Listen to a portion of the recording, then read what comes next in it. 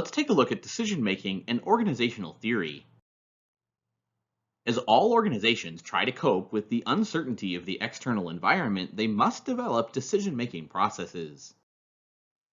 They must try to set limits on how the external environment defines situations and make decisions within the framework of bounded reality.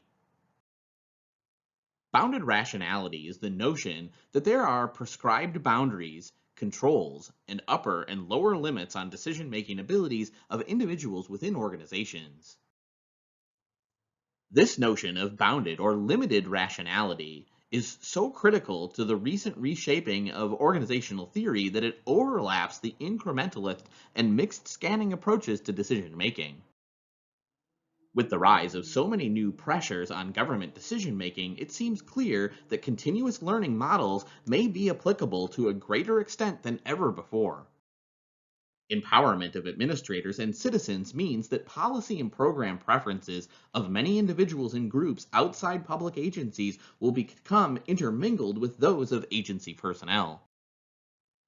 And the effects to streamline or scale back government activity have been disruptive on the way decisions are considered and made.